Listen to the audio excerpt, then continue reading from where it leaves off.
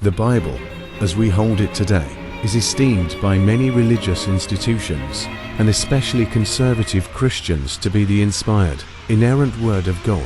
This doctrinal position affirms that the Bible is unlike all other books, or collections of works in that it is free of error due to having been the Bible, as we hold it today, is esteemed by many religious institutions, and especially conservative Christians, to be the inspired, inerrant Word of God. This doctrinal position affirms that the Bible is unlike all other books, or collections of works in that it is free of error due to having been given by inspiration of God, and is profitable for doctrine, for reproof, for correction, for instruction in righteousness, that the man of God may be perfect, thoroughly furnished unto all good works, to Timothy 3:16-17.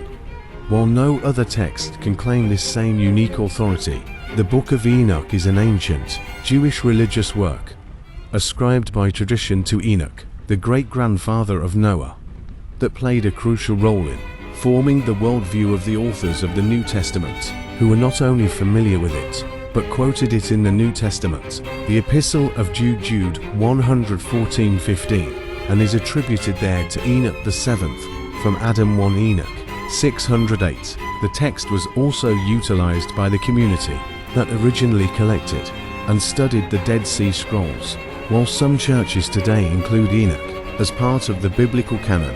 For example, the Ethiopian Orthodox Tewahedo Church, an Eritrean Orthodox Tewahedo Church, other Christian denominations, and scholars accept it only as having historical or theological non-canonical interest, and frequently use or assign it as supplemental materials within academic settings to help students and scholars discover or better understand the cultural and historical context of the early Christian church. The Book of Enoch provides commentators valuable insights into what many ancient Jews and early Christians believed when God, who at sundry times and in divers manners spake in time past unto the fathers by the prophets.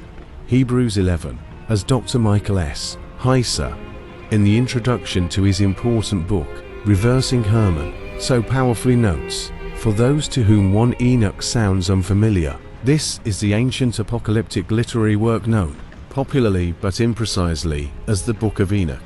Most scholars believe that 1 Enoch was originally written in Aramaic perhaps as early as the 3rd century BC. The oldest fragments of the book were found among the Dead Sea Scrolls and dated to roughly the 2nd century BC. This places the book squarely in the middle of what scholars call the Second Temple period, called 500 BC, AD, 70 AD, an era more commonly referred to as the intertestamental period. This book will use the more academic designation, Second Temple period. The Watcher story of 1 Enoch, as many readers will recall, is an expansion of the episode described in Genesis 61-4, where the sons of God, Hebrew Beni Ha Elohim, came into the dashters of man, Genesis 64 ESV.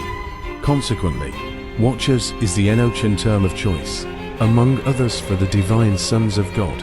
While the story of this supernatural rebellion occupies scant space in Genesis, it received considerable attention during the Second Temple period. The Enochian version of the events of Genesis 61-4 preserves and transmits the original Mesopotamian context. For the first 4 verses of the flood account, every element of Genesis 61-4 has a Mesopotamian counterpoint, a theological target that provides the rationale for why these 4 verses wound up in the inspired text in the first place. Connections to that backstory can be found in the Old Testament, but they are scattered and unsystematically presented. This is not the case with Second Temple Jewish literature like 1 Enoch. Books like 1 Enoch preserve all of the Mesopotamian touchpoints with Genesis 61-4 when presenting their expanded retelling of the events of that biblical passage.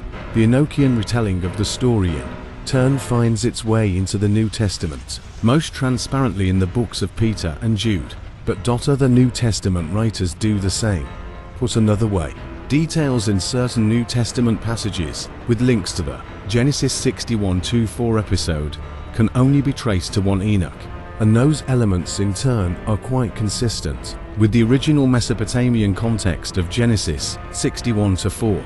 The Book of Enoch is therefore intended to be an important supplemental resource for assisting serious researchers and students in the study of the Bible and the early church age.